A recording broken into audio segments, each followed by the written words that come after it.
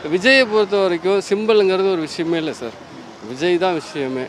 எந்த சிம்பிள் கொடுத்தாலும் விஜய் கண்டிப்பாக ஜெயிச்சிருவார் சார். அதில் சந்தேகமே இல்லை. இப்போ திமுகனா வந்து ஒரு உதயசூரியன் அதுக்கு ரெட்டலைன்னு சொல்லுவாங்க. அப்படி விஜய்க்கு வந்து இந்த விஷயம் கை கொடுக்குமா? பெரிய பூஸ்டாக இருக்கும் சார். அதாவது என்னென்னா, இப்போ வந்து மக்கள் வந்து ஒரு புரட்சியை விரும்புகிறாங்க. அதுக்கான ஒரு சப்போர்ட் தான் விஜய்க்கு எல்லோரும் சப்போர்ட் பண்ணுறது. விஜய்க்கு வந்து தனிப்பட்ட முறையில் அவர் சினிமாவில் இருக்காருன்னு சப்போர்ட் பண்ணுறதை விட புரட்சியாக தான் அதை வந்து பார்க்குறோம். கண்டிப்பாக சார். ஒரு புரட்சி ஏற்பட்டால் தான் இதுக்கெல்லாம் விடிவு காலமே வரும். பேசாமலே இருக்கிறத வச்சே தெரியும்ல. இந்த பேசியே இது வரைக்கும் ஒன்றுமே ஆனது கிடையாது. அதனால தான் அவர் சைலண்ட்டாகவே இருக்கார். அவர் கண்டிப்பாக சைலண்ட்டாக இருக்கிறது எதுக்குமே அவர் பதில் சொல்ல பார்த்தீங்களா. எதுவாக இருந்தாலும் செயல்முறையில் தான் காட்டணும் அப்படிங்கிறதுல அவர் உறுதியாக இருக்கார். சும்மா எல்லாத்துக்குமே பதில் சொல்லி பேசுவோம், ஆனால் பிரயோஜனம் இருக்காது. எது இருந்தாலும் ஆனால் மக்கள் தான் அவதிப்பட்டுக்கிட்டே இருப்பாங்க. பேசி வர்ற வரைக்கும் ஒரு பேச்சு, வந்ததுக்கப்புறம் பேச்சே இருக்காது. அவ்வளோதான். இதுதான் இவர் வரைக்கும் நடந்தது. அந்த வகையில் விஜயோட சார் கண்டிப்பாக சார். அவர் இவ்வளோ இதுலேயும் அவர் பேசாமல் சைலண்ட்டாக இருக்காருலாம் கண்டிப்பாக எதாவது செஞ்சு தான் ஆவார். அவர் படத்துக்கு வர்றப்பே பார்த்தீங்கன்னாவே ஃபஸ்ட்டு மாண்புமிகு மாணவன் அப்படின்னு வந்தப்போ அந்த மாண்புமிகு இப்போ முதலமைச்சர் ஆக போகிறார். அவ்வளோதான். அது இந்த கட்சிலாம் கிடையாது.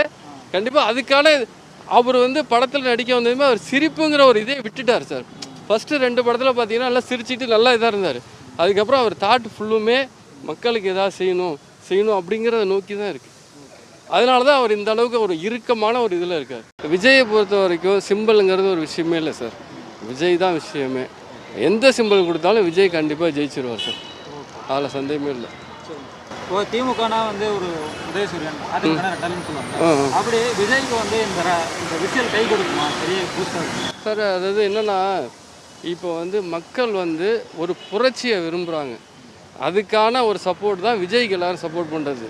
விஜய்க்கு வந்து தனிப்பட்ட முறையில் அவர் சினிமாவில் இருக்காருன்னு சப்போர்ட் பண்ணுறதை விட புரட்சியாக தான் அதை வந்து பார்க்குறோம்.